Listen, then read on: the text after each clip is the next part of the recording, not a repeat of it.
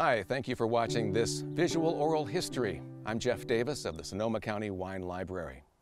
My guest today is, or has been, a wine writer, a builder, a chemist, immunologist, you could say a historian, and a man who can share a tale as rich and with as much depth and character as the wine he crafts. He's Joel Peterson, the founder of Ravenswood Winery, and as you just heard, a man who has many skills and talents. Joel, thank you so much for spending your time with us. Delighted to be here, Jeff.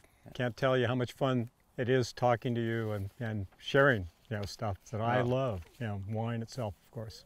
And we could talk for hours, I know, but we'll try to keep this one down a little bit less than that. I'll try to make my answers short and succinct. Oh, no, don't do that. I'd like to start with your parents because, like many, they played a major role in who you ended up becoming. Yeah, I had unusual parents. I was very lucky. I used to say I was in the Lucky Sperm Club, not because they were rich, they weren't, but because they were both really smart, educated, interesting people. Mm-hmm. And my mother was a nuclear chemist who had worked on the atomic bomb at Oak Ridge. And my father was a physical chemist for shell development. He developed high temperature greases for machinery of one variety or another. Yeah, wow. And my mother was a little appalled by what happened with the atomic bomb, and she decided to take a hiatus, and so she stayed home with me when I was born, lucky for me, and then my brother showed up in 1950. I was born in 1947.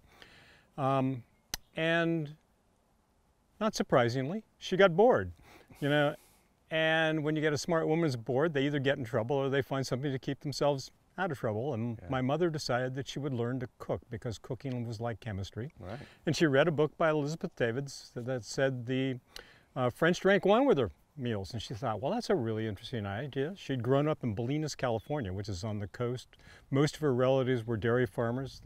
This family had come to California in 1851, about the same time as Zinfandel did, in fact. Oh, interesting.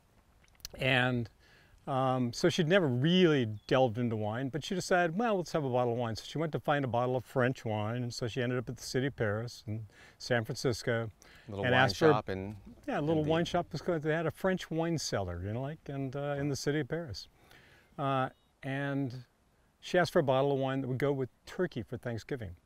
And the guy gave her a bottle of 1945 Chateauneuf de Pape. This would have been 1952.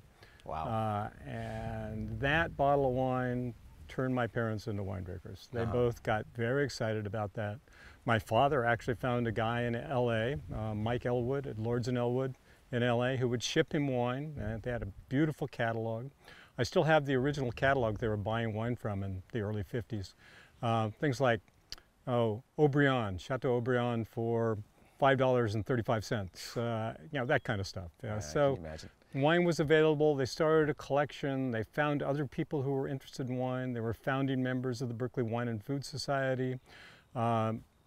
They traveled extensively. When they discovered, that wine was grown in beautiful places, and those beautiful places, had, great wine and great food, they became what I like to refer to as enotourists. Yeah. And, they didn't go to Mexico to go to the beach. Right. They went to like Bordeaux or Burgundy or Italy or, someplace like that because it was exciting and it was fun, and they both really wanted to be out there. So I grew up in an atmosphere that featured food and wine. My father started a wine club called the San Francisco Wine Sampling Club. He actually allowed me to start tasting at the tender age of 10 or so. Tell our viewers why he asked you to do that. Well, originally it was because he wanted me to tell him about the way wine smelled to me. He was writing a newsletter, and he didn't have great words for wine. He would describe wines in very complicated ways. And so he thought a 10-year-old would have simpler words for wine. And so he would say things like, well, what's the Chardonnay smell like? And I'd smell it and I'd say, well, it smells kind of like apples. And he'd say, what kind of apples? And I'd say, I have no idea. And he'd say, well, let's find out. So he'd go out and he'd find as many varieties of apples as he could find. He'd cut them up, he'd put them in glasses, and we'd smell apples. That's a lot of work just to describe the Yeah, aroma but he of a wanted to wine. know whether it was golden delicious, or, this is like, when people got, this was really his hobby, and this is like, Yeah. but again, it gave him joy, Sure. and so I learned a lot about sensory perception in those days. We did spices of various kinds. Every time I came up with some kind of a basic word, like if I said tree bark, we'd smell tree barks, of various kinds until we could, describe whatever tree bark it was. So, I might, next time, we had a Chardonnay, say, well, it smells a little like golden delicious apples, and there's a bit of rancid butter here, and vanilla. There's definitely vanilla in here. So. What a great opportunity to learn how to discern wine at such a young age. Yeah, and my father wasn't one who did sports or went to sporting events. We did go abalone, hunting on the rocks back in the days when you could pick them up off the rocks. Do they call that hunting? Yeah, well, I don't know. It was they didn't call it fishing exactly. It was more like hunting. You had a bar in your hand, and you'd wade out kind of up to your shoulders in ice cold water, and you'd pry those puppies off the rocks. So it was more hunting than it was anything else. Yeah. But wine was kind of what we did. Yeah. Then at 18, you kind of followed in your parents' footsteps when you got into the chemistry field and pursued that as your degrees. I did. I went to Oregon State, and Oregon State was a great place to go for the sciences. I had originally thought about University of Oregon, but it was more liberal arts, which was okay, but I really wanted to be in the sciences. In fact, I wanted to be an oceanographer. I remember saying. And oceanography was was like, Oregon State had like the 3rd or 4th best oceanography department in the United States. But it was that time, and there was student unrest, and I was part of that, and I got focused on other things, but ultimately I ended up with degrees in biochemistry, microbiology, and and general science. And you weren't really considering a career in wine at that point, because it really wasn't that kind of industry yet, was it?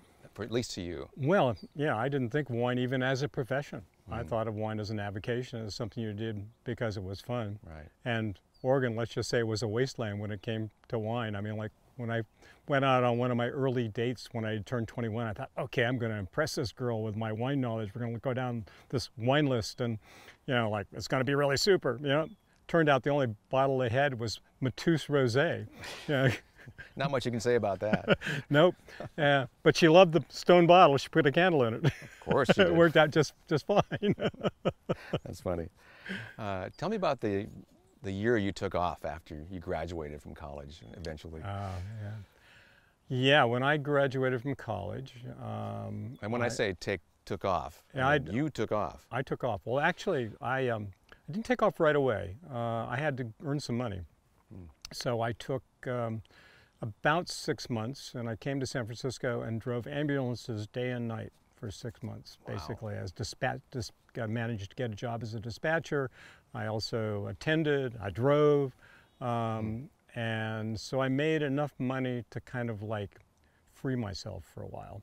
Sold my car, and essentially threw a backpack on, and we got a car. I was with my girlfriend. We started out with my girlfriend at the time, and we drove an MGB across the United States to deliver it to somebody in Princeton. Nice.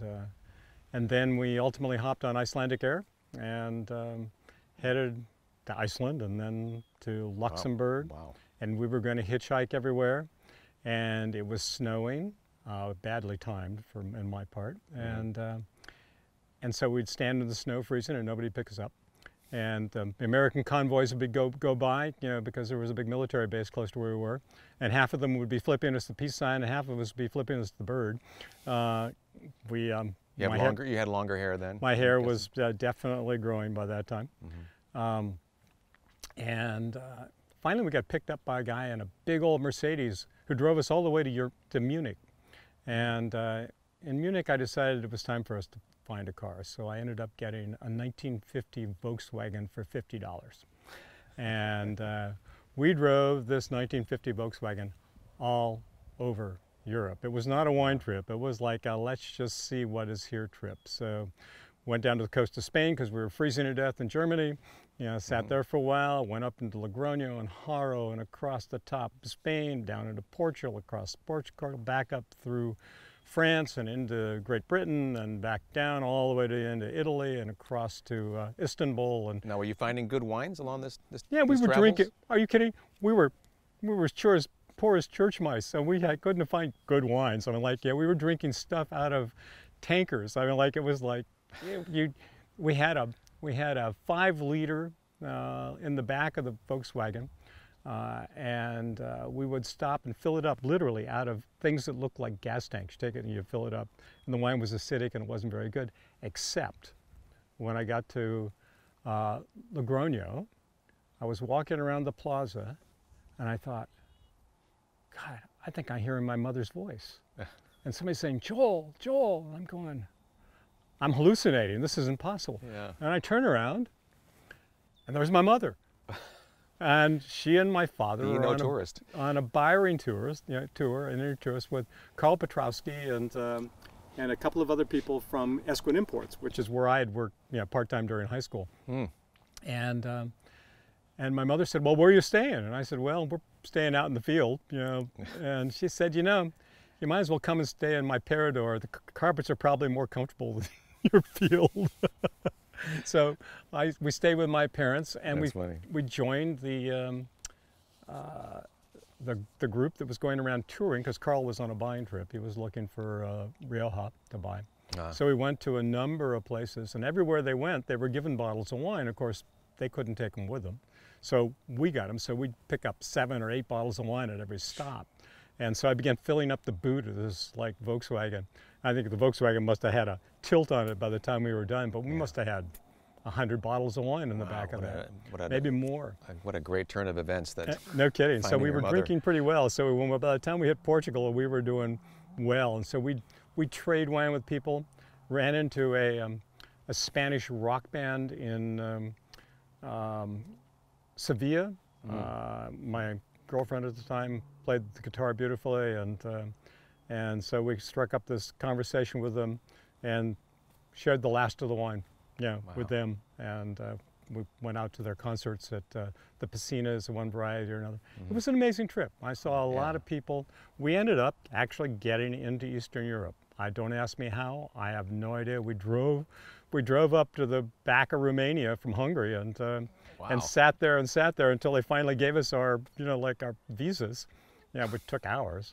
And at some point you went under a gate and didn't realize it, huh? Yeah, exactly. And so we ended up, doing all the Eastern European countries. I mean, spent a little time down in what was then Yugoslavia and Hungary and Romania and Czechoslovakia, Prague and Budapest and Sofia, so that was like a whole different experience. It was very interesting.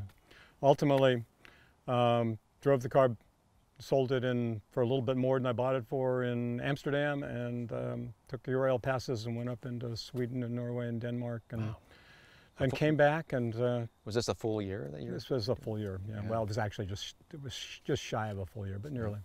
And then came back and ended up in New York with no money.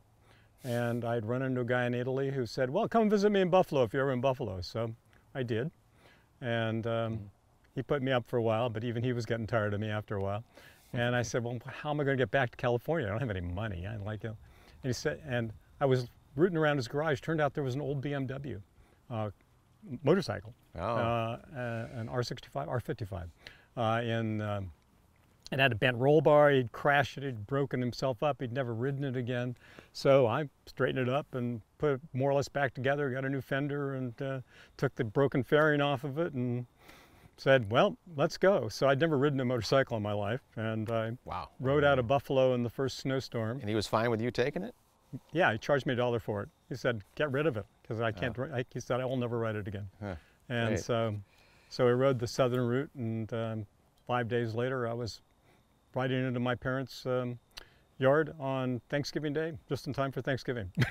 And some wonderful wine, no doubt. And wonderful wine. They had no idea I was coming. Yes, no, it was like great because I was on a starvation diet. I think I had a box of Cheerios and a sleeping bag. Well, like any college kid or post-college kid at that point, huh? Yeah. And then you got into a laboratory at that point in San Francisco? Was it right around that time? Yeah, I began working in a organ perfusion laboratory, but I ran into a woman who was a nurse, and we moved into, let's say, a communal living situation on Parsons Street, which is near Stanton Street, which was like right next to the park. Yeah. And I had friends who were doctors, and and I knew I wanted to get into the lab business, and I started out taking a job as an X-ray file clerk when I first got back, and so I worked in the X-ray department. But I also knew a doctor who was running an organ perfusion laboratory, so I ended up getting a job as a tech with him. But my real love was actually immunology, and it turns out that right down the hall there was an immunology lab, and I had kept my interest in wine going. I had. Was that the period you had started the Basque Club, the Basque Wine Club? Basque Hotel, yeah. I didn't actually start it. That was a group that my father had started along with some friends beforehand. Robert Knudsen and Narcy David and the Burtons and people like that. But I carried it on. And you would show up. The rule was you came and you showed up for dinner. The dinner was a simple dinner. It was a Basque dinner. It was family style. Usually you started out with either rice and chicken or soup. Almost soup. Lamb, really garlicky lamb that was just like rare and beautiful with these amazing French fries that must have been, fried in tallow. It's amazing I'm still alive. And followed up with a hard cheese, and then somebody usually brought dessert of one variety or another. Nice. And the rule was you had to bring a bottle of wine, and it had to be in a brown bag, and you just paired it with the course you thought it was going to be best with. And that was the only rule. And then you had to sit down and try to guess what the wines were. You had to guess how expensive they might be, and you had to talk about the wines. And so it was a really interesting test. I mean, many of us got quite good at evaluating wines. There are people like Joel Butler, who became an NW, Steve Elliott, who writes Connoisseur's Guide. They were all part of that. And you had a great history with that as a youngster, so you could probably tap back into that. It wasn't bad. Talent. Wasn't bad. We made a lot of really good friends, and we had people who came who had really deep cellars. So people like Bob Gerner would bring, like Rhone wines from the 40s, because he'd been collecting for a really long time. The Burtons would bring old Bordeaux's or Trockenbeer and Auslese, because they were buying them when they didn't cost a lot. So. I tasted a lot of wines with my parents, but I also continued that and really took advantage of being able to enjoy and evaluate other wines, with other people. Yeah. And was it during that period you ran into Joseph Swan? Well, my father died just before he and Jerry Draper were going to open something called the Vintners Club. And I was given kind of an honorary membership in the club. God, I couldn't afford the $5,000 initiation fee. And this is what, 72? Yeah. $5,000. Yeah. It was like ridiculous. Yeah. But there were lots of people who could, and he encouraged, Jerry encouraged vintners to come down, and I was sitting around a table with a bunch of other people, and the guy sitting next to me, unbeknownst to me, was Joe Swan. He was kind of handsome. They used to call him the Silver Fox. He had, really, a shock of like white hair, and had this really kind of Norwegian-looking, visage. I mean, he was a pretty handsome guy, which explains why he got married, I think, 7 times. He got tired of fighting him off. Exactly. Just married them for a while. But I was showing off, identifying wines, and he said, "Hey, can you teach me to do that?" I said, "Sure," tongue in cheek. I said, "Give me 5 or 6 years." And he said, "No, I got time." He says, "I got a place." He said, "Do you have any building skills?" He said, "Maybe you'd like to help me, build a winery."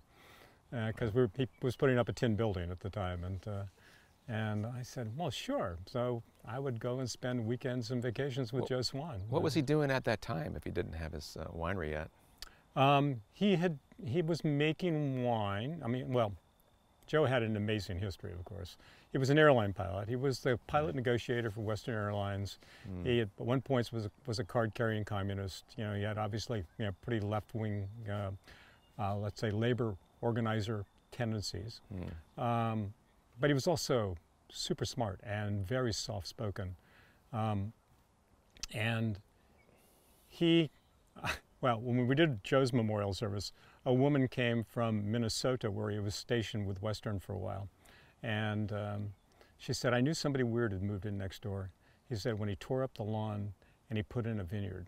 We're talking Minnesota. In Minnesota. And it was even worse when he requisitioned my bomb shelter for a wine storage area, which was pretty funny. And when he was stationed in Salt Lake, he planted grapevines in Salt Lake and made wine there called Jose's Rosé. I think it was Zinfandel.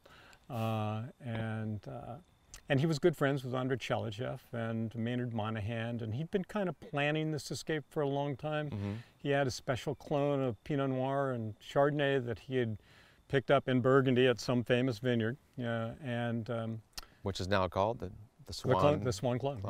And he had kind of squirreled it away in Mineral King, which is where he had a place up in the sort of the foothills. And so when he went to plant his own vineyard, he brought the budwood from there.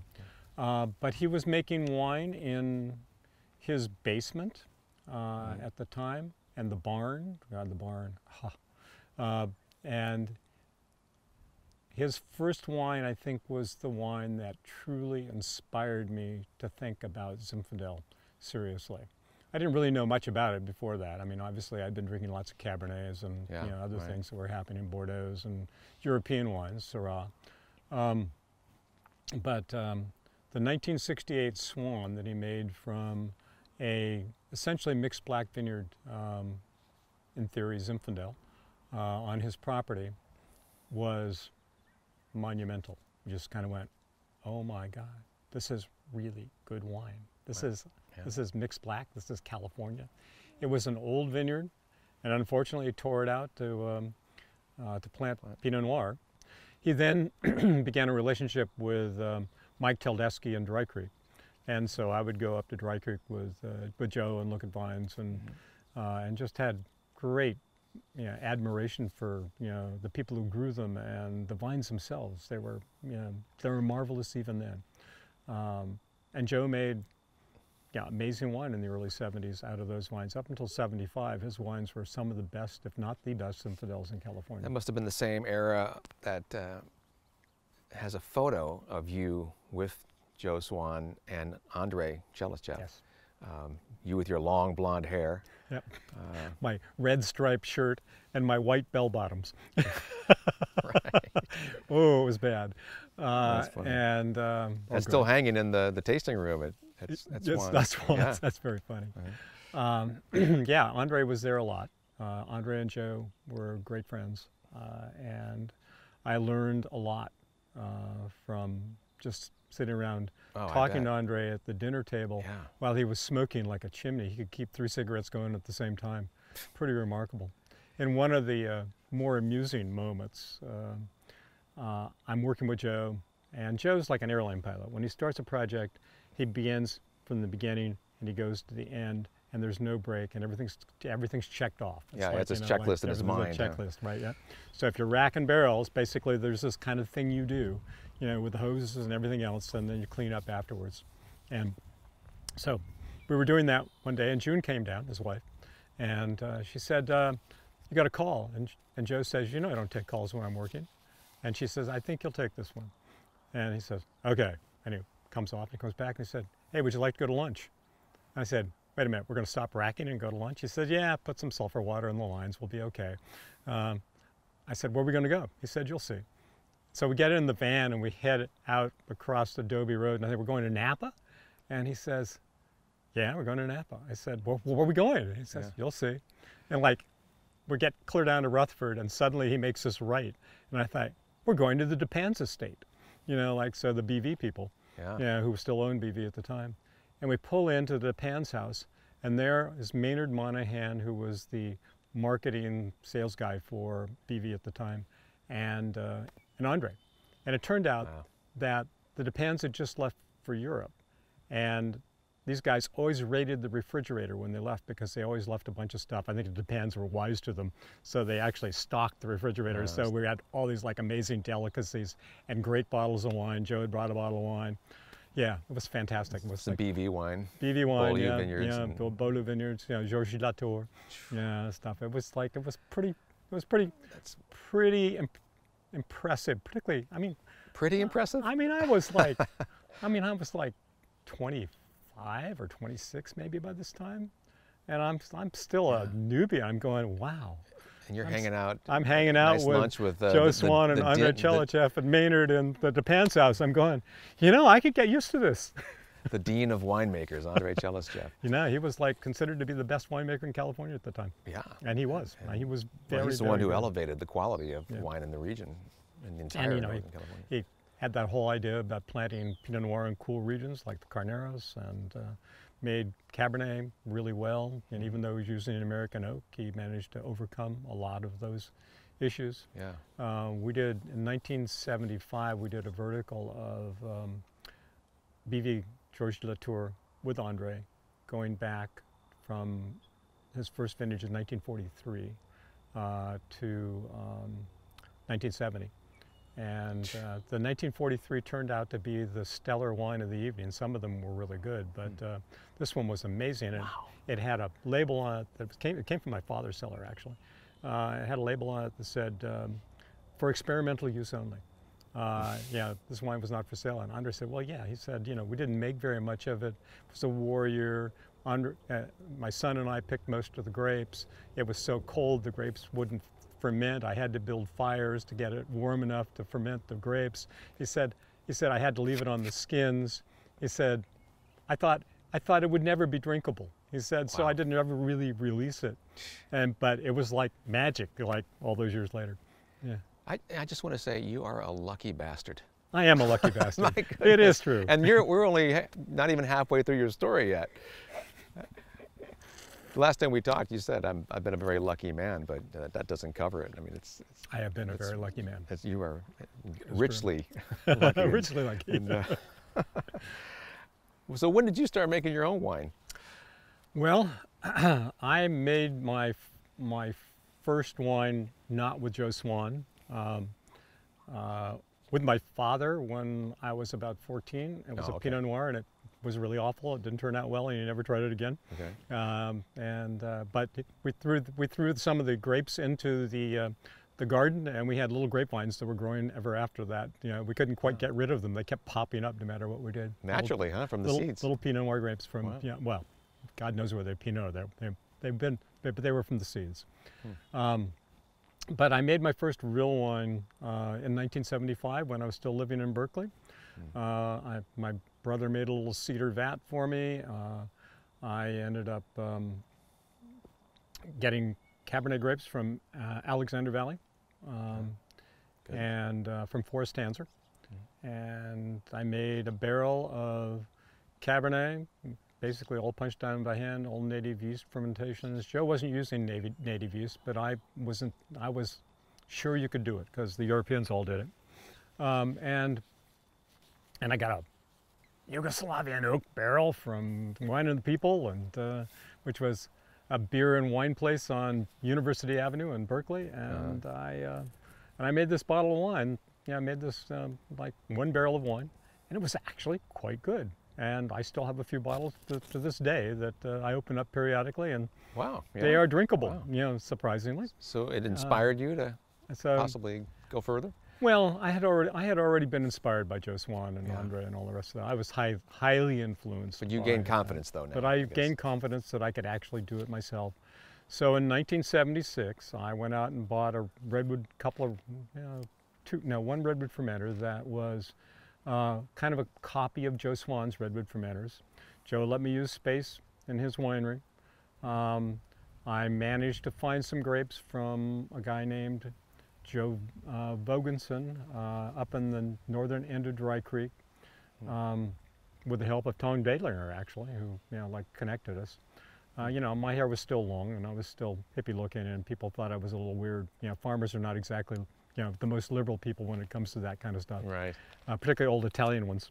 But Joe was as crazy as I was, and so he would sell me grapes. But the deal was that I would bring a truck up. I borrowed Tom Dahlinger's truck, and took boxes from Joe Swan, and drove them up to the vineyard in the morning. And Joe was going to pick the grapes and put them on the truck for me, and I was going to come back and tie it down and drive back to Joe's that evening and crush the grapes. And I'd help Joe with his crush during the day, and I got back up to pick up the truck. And the grapes were picked all right, but the truck was empty. There was nobody around. There was a storm moving in. It was going to rain that evening. Grapes were in 50-pound lug boxes spread over 4 acres of vineyards. Holy cow. And I just said, oh my God, this is my winemaking dream. It's going to go up in mud. You couldn't leave it there. And I couldn't leave it there. So I was young and stupid, and figured I could pick everything up, like 4 tons of grapes. What's 4 tons of grapes? I mean, like, really. So you basically pick up every box, 4 times. You pick it up and you move it to the end of the row, and you pick it up after that and you put it on the back of the truck. You get up in the truck and you put it in the right place on the truck. And while I was doing this, 2 huge ravens floated into the vineyard and sat in the tree next to the vineyard and serenaded me with, with this amazing kind of voicey thing going on. And I thought, wow, that's really weird. And it began to rain around me, and the rainbows popped up as the sun was going down, and the skies were like pretty crazy. Yeah. But it never rained on me. And I thought, wow, that's pretty crazy, these ravens. And I kind of like had this thing in the back of my mind where I knew ravens were, kind of the trickster gods of the Northwest Indians. So I got the grapes back to Joe Swan's. It didn't rain on me when I got back. Joe was waiting for me to help crush the grapes. We crushed the grapes together in an outdoor where were you, Joe? Yeah, where were you, Joe? We crushed the grapes outdoors in an outdoor crusher, and as we dumped the last box in the sky, in the crusher, the skies opened up and it poured. And I thought, wow, PFM, pure fucking magic. It was like pretty amazing. So that wine turned out pretty well, and I made another wine that year from a place called Paulson Vineyard. So the 76 vineyards did very well in tastings, which kind of put me on the map, which was very nice. And the ravens gave me a name. It became Ravenswood. Because the ravens became my totem bird. Obviously I was living in Berkeley, doing a lot of Berkeley things, and totems and Indians and all that was part of the culture of what was going on. That's right. Well, and Carlos Castaneda was talking about my God, the Carlos Yaqui Castaneda. way. The Yaqui way, your animal spirit, the whole 9 yards. Yep. You told me, though, there was another part of that story when you went to an opera. Lucia de Lammermoor. Lucia de Lammermoor, yes. So I don't really have a name for my winery at this point. I made my first wines. In fact, those wines don't get released until 1979. Because I didn't have enough money to bottle them, and then I didn't have enough money to label them, and it was just like one trauma after another. And I was pretty down, and a friend of mine, though, who likes music, came and said, he said, I know you can't afford to go to the opera, so I'm going to take you to the opera. He said, I said, well, that's great. What are we going to go see? Something fun? Maybe a Rossini, maybe a Mozart, He said, no. He said, I'm going to take you to Donizetti. And I said, Donizetti? He said, Lucia. I said, Lucia, that's a really grim piece of, play. That's an opera where everybody dies. I mean, like, in the book. I mean, like, everybody dies in the book, ultimately. And Lucia is forced to marry somebody she didn't want to marry. She murders him and then kills herself, and like goes mad. And Eduardo Ravenswood, hence the name Ravenswood, is the Romeo character here. His life is falling apart, and like he ends up in the book murdering her father by accident, and the spirits have foretold that he will drown in the quicksand in the book. In the opera he falls on his sword, but in the book, which is called The Bride of Lammermoor, by Scott, who wrote Ivanhoe, for instance, he rides into the swamp and drowns in the quicksand. And I thought, Wow, that's a hell of a life, like starting a small winery, drowning in the quicksand. Yes, I'm like kind of like up to here by now.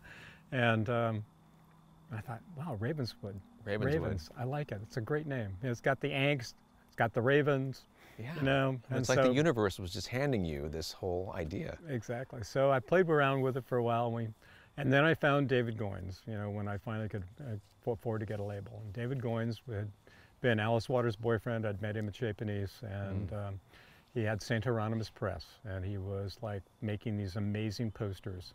And he ultimately came up with the three ravens in a circle, clutching arms together. I told him I wanted something that was like a Japanese family crest, and I wanted it to be something like an MC issue. You had to look at it twice in order to actually see what it was. Yeah. Some people never saw the ravens in that. In fact, at one point when we got it, as far as Constellation, I had a marketing person who came to me and she said, "We've got to change the label." I said, "What do you mean? It's an iconic label. There are more tattoos associated with that label than any other label in the business." She said, "You know, I've done a survey." She said, "It turns out that 49% of the people never see the ravens." She said, "We have to make the ravens more distinct. Let's just put a bird on the label." Needless to say, it didn't happen. Yes, thankfully, huh? Yes, thank you. And then at some point, so this 79 was your first bottled vintage. Yeah, 76 was the vintage. I made 76 77, 78. I played around with grapes in from the Sierra foothills because land was cheaper up there. My original hope had been to have a building and land and the whole 9 yards. Yeah, that turned out not to be even close to being reality. But the system that I worked out of buying grapes and making wine from the grapes I bought ultimately gave me more flexibility and actually allowed me to make much more interesting wine than if I'd done a state wine. So I made wine from Madrona Vineyard in 77, 78, but in 79 I started making wine from the Dry Creek area, Zinfandel, and my first wines were all Zinfandel. By that time I had recognized that Zinfandel was the grape of California. You know, when I'm growing up learning about wine, I'm learning about Bordeaux and Burgundy and Rhone wines, and those wines are all some grape or package of grapes that grew up with some region like Bordeaux, or you know, for the Cabernet package, or the Pinot Noir or Chardonnay from Burgundy, and the grape that grew up really in California, that came together in California, that created these amazing mixed black vineyards, was Zinfandel. And it arrived here in the 1850s, and by the 1880s, it was the most planted grape in California. And it was pretty stunning.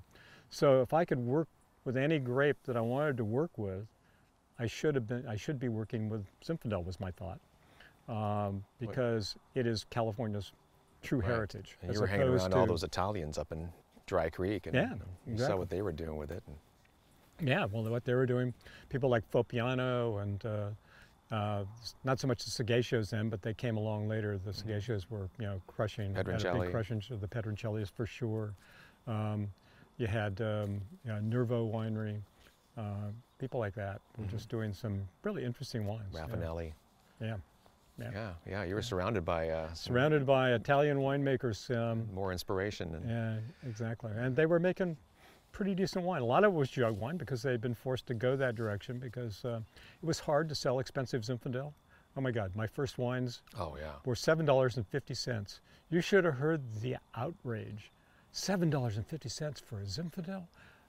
That's unbelievable. Nobody will buy it. Yeah. It actually sold out, but once they tasted it. Once they tasted it, yeah. Well, you know, it got you know, it was a small. The wine community was much smaller than it is now. Right. And so I put it in a tasting at the Vintners Club. The wines came in 1-2 in ultimately successive tastings, beating all the other big Zins out.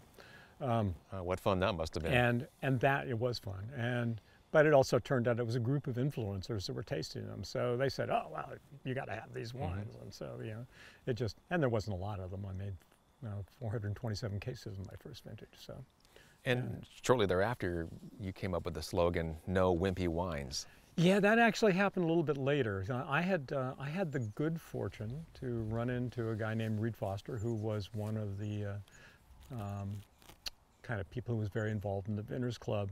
He was Jerry Draper's partner, and they were running the Vintners Club together. And so we struck up this friendship, and we went into the mountains together, and you're sitting around a fire, and you're saying, well, what do you want to do with your life, you know? And I said, yeah, I got this winemaking dream, but I don't really have enough money to do it. And Reed said, well, I've always really wanted to have a little part of a winery.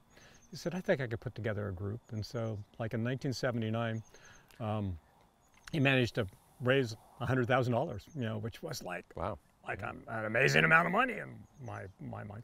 It was gone in about a heartbeat, you know, but because, you know, by that time I had become the peripatetic winery. Joe Swan didn't have space for me to stay, so I moved to Mark West Vineyards for a year, using their space while they were building their winery. And then I moved from Mark West to Martini and Prati and set up among their giant tanks, and, like, you know, ended up getting really to be good friends with, you know, Frank Vanucci, who was like the winemaker there, and Elmo Prati. Oh my God, he was somewhat senile by the time I got there. He'd come out every morning and look at me in my little tanks, you know, my vats punching down next to his like giant redwood tanks and his like beautiful concrete fermenters, and he'd say, "Who are you? What are you doing here?" Yeah, and every morning it was the same thing. It was like, "Who are you? What are you doing here?" It was very funny. And then I shared space with Michael Topolis at Russian River Vineyards for a couple of years. That's just where I got my first bonded premise, courtesy of David Lose. Oh my God, I was so naive. I had no idea the hoops you had to jump through to, you know, to get a license from the BATF, and, you know, permitting and bonding and all the rest of that stuff. And I came in with my first set of paperwork, and David, who was like supposed to be a hard ass, you know, inspector, and he was kind of, but he was also a nice guy, and he loved wine. He looked at me and he says, "You don't have a clue, do you?" And I said, "No, I really don't have a clue." And he said, "Okay." He said, "I'm not supposed to do this." He said, "But I'll help you. This is what a plat is. This is how you do the write-up." He gave me some examples, and every time I had a question, I could call him. You know, so I ultimately got my license. You know, he must have been pretty impressed that you got as far as you did. Yeah, he must have. And honestly, I guess I can say it now, I was doing stuff that was totally illegal. I mean, like, you know, I could have put Sing Sing for years, I guess. But you were clueless, though. That's okay, right? Yeah, yeah. So, but my heart was there, and I wanted to do it right. Yeah. You know, so, and ultimately we did do it right. But it was like so, and then I moved to a space here in Sonoma, because by that time I had gotten married in 1979. Morgan was born, you know, in 1981, and I moved to Sonoma in 1981 and rented this old tin building that had formerly been a gourmet toilet seat shop. It was made oak toilet seats and oak toilet paper rolls. You remember when the others were hot? I mean, like, everybody had to have an oak toilet seat. A guy named George Weiner was doing it. Right. So he needed to move to bigger space, so he leased me this space. Turned out the building was owned by the San Giacomo family. Oh. I couldn't have had better landlords ever. They were amazing.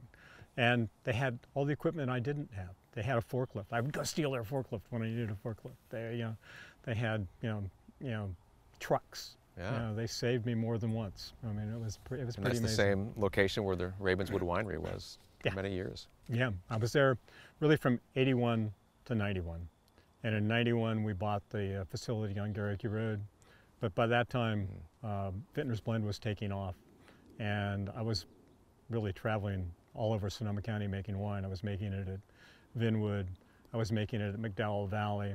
Ultimately, I moved the entire operation to Louis Martini when I found out that Mike Martini was only using a little less than half of his winery for his own wines.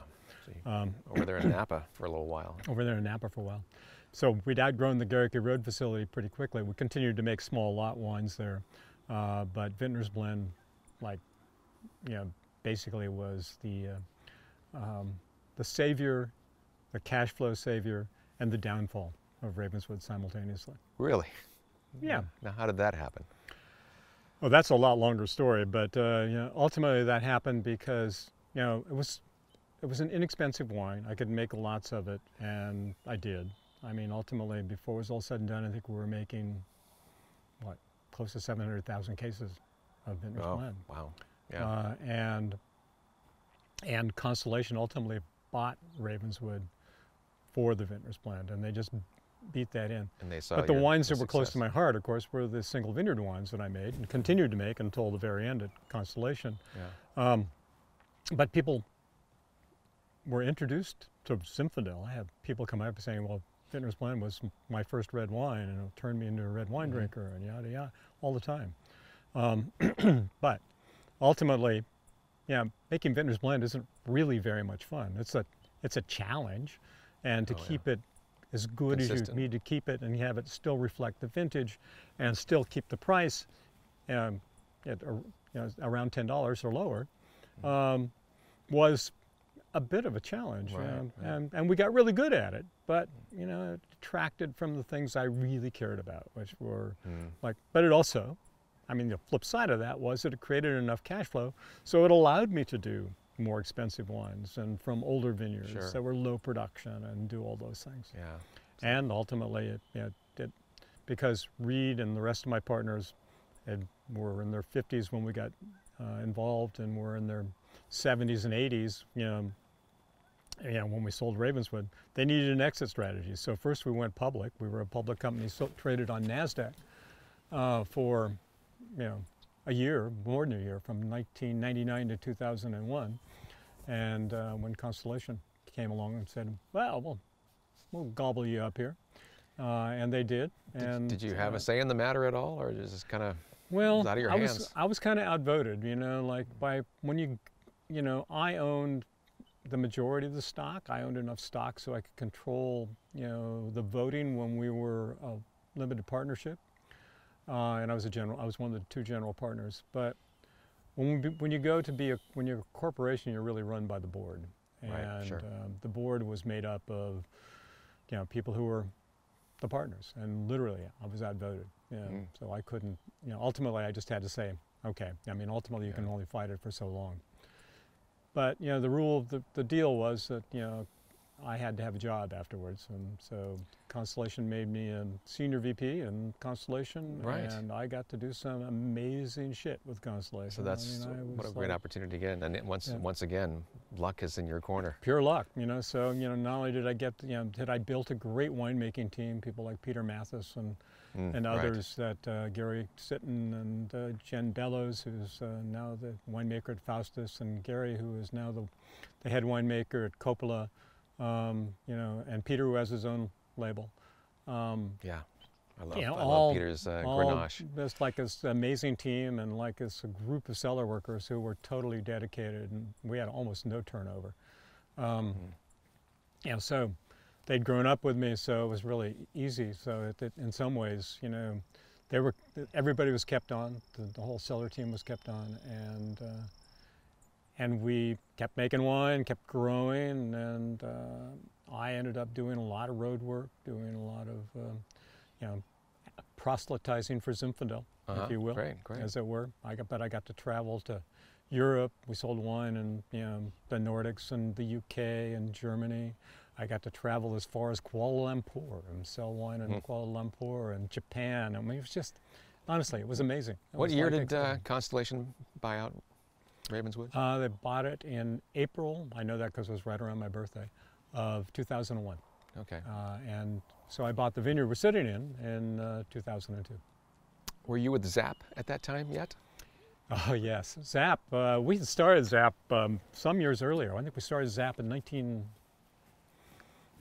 84, 94. Yeah. It was our 20th. I guess it was our 20th anniversary this year. So The Zinfandel Advocates and Producers. Zinfandel Advocates and Producers, exactly. And that was great because I started it with Don Reason from Ridge and Jerry Seps. And it was actually Jerry Seps' original concept, and he gathered us all together. Kent came in, sort of about that same time. Rosenblum.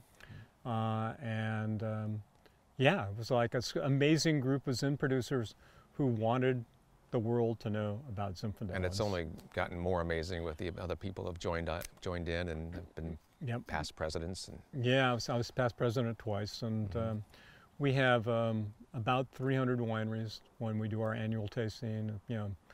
Pouring as many as 900 wines, so that's a lot of Zinfandel to be had. In fact, in the heyday of Zap, when all all things were kind of let run, we would take over Fort Mason, 2 buildings on Fort Mason. I think we had 2,000 people one year. It was like totally nuts. Yeah. And people got a little drunk sometimes, and so it became known as kind of a drunk fest. So we decided that that wasn't really the best of all possible worlds for the reputation of Zinfandel. So we began to scale it back a little bit, and so we're doing it. Well, we don't know what we're going to do this year because of the COVID. Yeah. But we've been doing it at Pier 29 the last couple of years, and it's been very successful. And we great view of the bay. Great view of the bay. Second floor. Yep, we do an educational seminar that I usually run, and I get to interview my friends and neighbors. And last year I did viticulturists. You know, I did the viticulturist Brene from Monte Rosso. Great interview, by the way. You should talk to her. She is like stunningly smart and beautiful. Well, I saw her this year, and it inspired me to want to interview her as well. Yeah, you should. For my radio show. Yeah. And Morgan's viticulturist, Jake Neustadt. And so they're just good people. But I did the old farts of Zinfandel one year. So, you know, Kent and myself and Jay Hemingway. I mean, the scary part is a couple of them are no longer with us. You know, right. Yeah. And then all the young guys. You know, at one point I took on the sons of Zinfandel, so Morgan and others. Yeah, so that was kind of fun too. Yeah, we need to point out that you are known as the godfather of Zinfandel. For better or worse. Kent Rosenblum is the grandfather? No, he's the king of Zinfandel. The king of Zinfandel. Yeah. It was like there was. You know, wine writers, interestingly enough, would toss out these things. They'd say that Paul Draper was the king of Zinfandel, and then they say that Kent was the king of Zinfandel, or the Sultan of Zinfandel, or, you know, they'd put these kind of superlatives, and somehow Godfather stuck with me. It's okay. That's good. Yeah. It doesn't impart any kind of age, though, either, too much, you know, anyway. So that's good. Yeah, it makes me seem a little bit mean, you know, like, you know, you drink Zinfandel, or you're going to be wearing concrete boots and swimming with the fishes. If you don't drink my Zinfandel. You don't drink my Zinfandel. I want to back up a little bit, because I think it's very important to mention that in your early days of Ravenswood, even though it was starting to pick up, you still continued your lab work at the Sonoma Valley Hospital. Oh yeah, no, by this time I had a small child who went on to become a master of wine, and a wife, and all for the security of your family. We purchased our first house, and the winery was definitely not making any money, so I had to do something to keep us going. So I would work nights and weekends at Sonoma Valley Hospital, you know, running the laboratory during those hours. Boy, making wine during the day and working at the lab at night. Yep, wow. Exactly. It was, and you know, I'd take my vacations during Crush, so I would I'd have, you know, like that whole time. But yeah, it was, sometimes I look back and think, wow, how did I do that? But at the time, it just was what I did. And, you know, and sometimes I was tired. And I think some people in the hospital thought I was a little grumpy occasionally, because I was. I imagine. But they liked the wine that you would give them on occasion. Yeah, exactly. And I, and during Crush, funny things would happen. So I came in one day, and I decided to preface this by saying that when I worked at night, the last thing I did in the morning was that I'd do rounds and I'd draw blood from all the patients.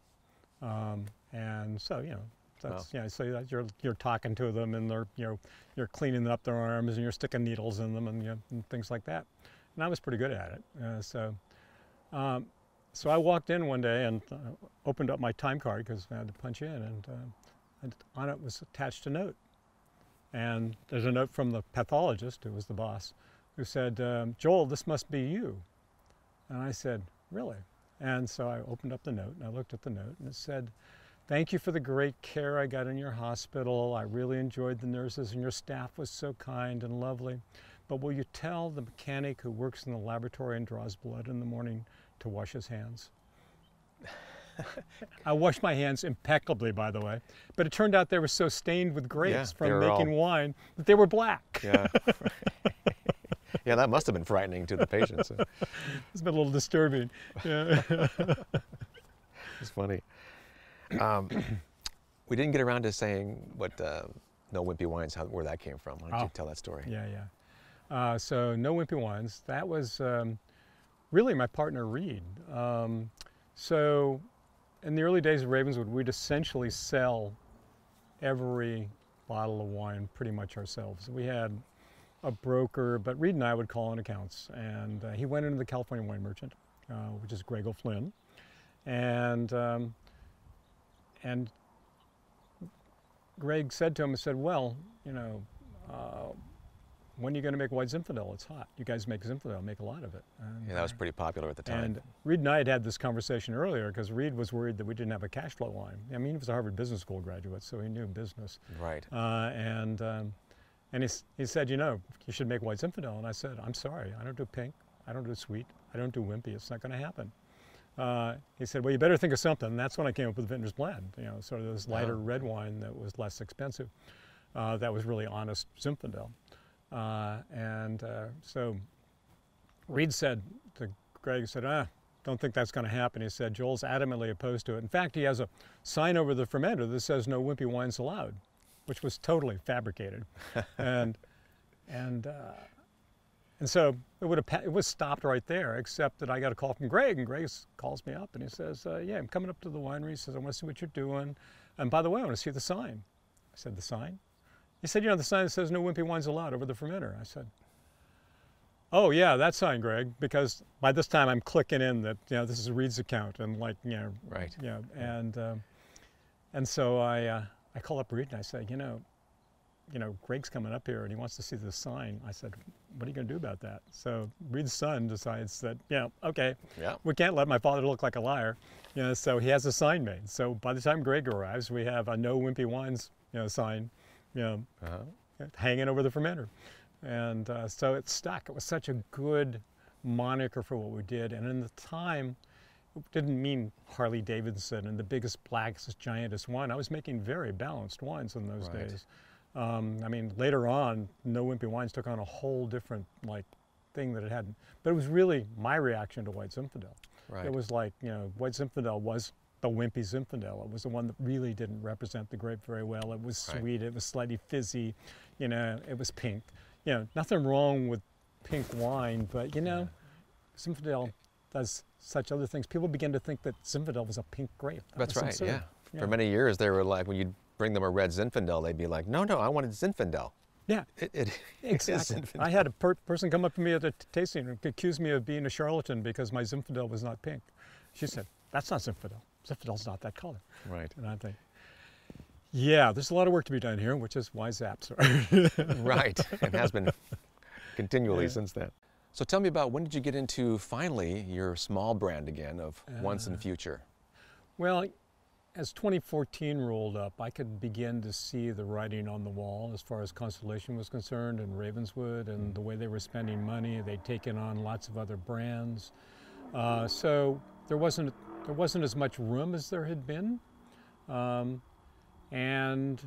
it was just getting kind of strange. So I decided that, I had to decide what I wanted to do, kind of with the rest of my life. I figured I had maybe 10 good working years left in me. Looks like it's going to be longer than that, thankfully. Oh yeah, winemakers go to like 90, don't they? Yeah, well, like my father died at 57. Why would I be most of the men in my family don't make it past 60, so I have no illusions. So I said, well, what do you really, really want to do? And what I really wanted to do was have the winery I thought I was going to have when I started Ravenswood. I wanted it to be small. I wanted to make wines that I loved from vineyards that I thought were really incredible. And what I really missed was getting dirty and, like having those black hands that the patient, protested. Right. Yeah. I wanted to punch a vat down again. I wanted to empty that vat out. I wanted to taste every grape in the vineyard. I really wanted to be integrated into the winemaking again. I mean, when you run a big winery, yeah, you make wine, but you really oversee winemaking more than. And you're not the first one to tell me that, who's ended up in an executive position that yearned to get back into the cellar. So I could do it. I mean, it turned out that Morgan, of course, my son, built his winery, And so it allowed me to have a little space where I could set up. I went back and pulled out my old redwood fermenters that I had retired in 2001 because Constellation brought in all this money and all this stainless steel and everything else. Old habits are hard to die. Yeah, exactly. And so it's really funny because Morgan's Winery is pretty much state of the art. So you go through his winery and it's like beautiful, and you get down to the end of it, it looks like, museum winery at the end. Oh, this is how they did it in the old days. Yeah, yeah. And here's the old man who's doing it. Here's the old man who's doing it. Yeah, exactly. We brought him in for show. Yeah. So so I make my wines there. I use his interns to help me out. You know, and you know, I basically make open top fermenter, native yeast fermented, punched down by hand, French oak aged. Native mallow wine, and that's pretty much all it is. There's nothing else. It's not fancy. So really, what I'm relying on is great vineyards, and I have really great vineyards to work with. So since 2014, I kind of did that, but I was kind of doubling that up with Constellation until 2016 when I moved into a consulting position. And you know, I think the last thing I did for Constellation was a trip to BC. To talk about Zinfandel at one of the big convocations up there in early 2019. So I haven't done much for Constellation since then. Well, thank you for sharing some of your once and future wine with us. And you poured me your Mataro, which was just beautiful. I did. Yeah. That's a great old vineyard. It's like, you know, talk about vineyards that are unique. This is a vineyard. That's an Oakley. It's planted in 40-foot sandbanks. The vines are on their own roots, so this is like pre-phylloxera. You know, every other grapevine in California, not everyone, but most of them are on rootstock. And the rootstock changes the nature of the way the vine grows. The sand, of course, changes the way the nature of the vine grows. So you get these wines that are like really interesting. The climate's interesting too, because you have winds in the afternoon, it warms up fairly early in the day, but but the wind shuts the vines down so they're not extremely influenced by the heat. So you get these kind of interesting wines that come out of it. So they're wines that have really fine tannins, they have really pretty fruit, they're just gorgeous. Yeah, it went down so easy. Yeah, it's beautiful. And we had another wine, of course, and the other wine we had is the wine we have in the glass now, which is Bedrock, which is from the vineyard that we're sitting in. This is a vineyard that I bought in 2002. It's got vines that were planted in 1888, you know, by George Hurst, William Randolph Hearst's father. Right. And it's essentially a mixed black vineyard. It's legally Zinfandel. It's 75% Zinfandel. Okay. But it's got 20 other grape varieties in it. That's including fantastic. Mataro and Carignan and Alicante and Petit Syrah and like, you know, a dozen other things. So how many do you think is in this glass right now? How many what? Varieties. Well, how many varieties? There are probably 20 varieties in this glass right now. Yeah, it's at least 75% Zinfandel, but it's amazing when you can squeeze that many varieties into one bottle. It's amazing how many you can jam into a glass. Yeah. You should see me when I'm trying to get them into the bottle, one at a time. Since we're on the topic, and this is such a historic vineyard, you're also a major part of, and you came along following your son, from what I understand, from Morgan, as the Historic Vineyard Society. Yeah, so you guys are doing a wonderful job in preserving and cataloging some of the old vineyards around Northern California, or the whole state? Yeah, the whole state. I have, you know, I obviously did ZAP, and when Tegan and Morgan and, you know, some other folks got together to do the Historic Vineyard Society, I was asked to be part of that, and I thought, you know, these are the young guys. These are the guys that got their own thing. I said, I'll tell you what, I'll be an advisor. I love what you're doing, and I'll do everything I can to support it. I said, but you guys, you run it, it's yours. And they've done an amazing job. And how wonderful these young guys care about the older vineyards. Yes. Because we've all heard the stories of people like, let's just rip it out and plant some Cabernet. Yeah, no, this is like, they're saving really the heritage of California. They're saving the really important parts of California. I mean, we'd all be drinking insipid Cabernet and Pinot Noir. And Chardonnay. And Chardonnay, yeah, don't forget Chardonnay. If it wasn't for, you know, like some of these old vineyards, these old vines, these unusual varieties, and now these unusual varieties are being, you know, whoever heard of Grenache Blanc, you know, or Trousseau, or any of the rest of these other grapes that were planted in these old vineyards. These vineyards are like grape museums. We probably have the largest collection of unusual grapevines in the world. In this vineyard, there's a grape called Castet.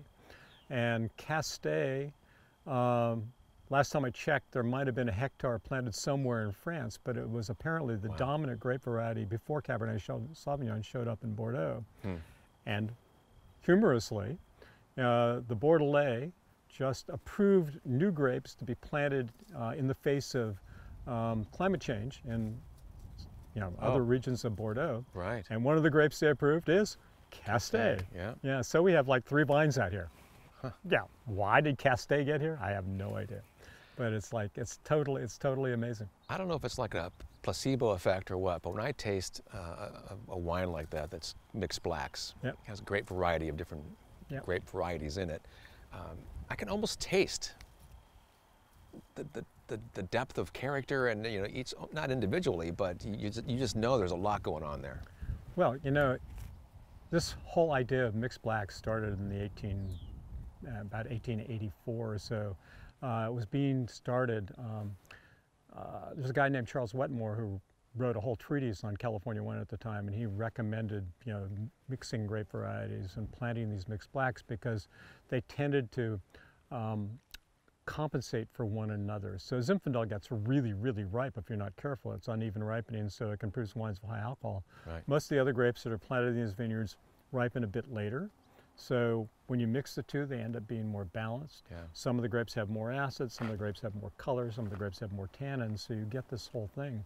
So there are other famous wines of the world that are mixes. I mean, Bordeaux comes to mind. While they're not mixed like these, Cabernet Merlot, Cabernet Franc, Petit Verdot, Malbec, and Châteauneuf du Pape. There are multiple grape varieties in Châteauneuf du Pape. And then you get the wines that are now being rediscovered from Portugal, from the Dow region and places like that, that are these same kind of mixed back. These wines are delicious. They are really good. And so we have them here in California. It's amazing. But it turns out that these vineyards have personality and character, and the mix in the fields varies from vineyard to vineyard, and that has to do with soil type and climate and lots of the other things that went into making the choices of planting these vineyards in the the earliest ones that we have left really are from the 1880s and then clear into the early 1900s they were planting these things. In fact, I was talking to Ed Spraja, and he and his father in the 1955 were still putting in like mixed black vineyards, still planting them. Still planting them, like Petit Syrah, Carignan, Alicante. Really, it boiled down to essentially 4 grapes. There were Zinfandel, Petit Syrah, Carignan, and Alicante Bochet were the big 4. Sometimes Mataro slipped into that mix. Yeah, well, it is fascinating that these grapevines can last so long, and why not hang on to them as long as you possibly can? Absolutely. I can't think of a good reason, and I can think of not to hang on to them. I can think of several good reasons to hang on to them because they make delicious wine, and they are really our heritage. These vines were planted by George Hearst, William Randolph Hearst's father, for God's sakes. I mean, that was way before us. How much history has transpired since those vines were put into the ground? And here I am. I'm just passing through. I just get to take care of things for a little while. There was a Civil War general or something that was part of this. Originally, the vineyard was planted by General Joseph Hooker in 1853, after the Mexican War and before the Civil War. And he was friends with Sherman, and Sherman apparently helped bankroll this. Sherman was a banker in San Francisco at the time. His father-in-law owned banks in St. Louis, I believe.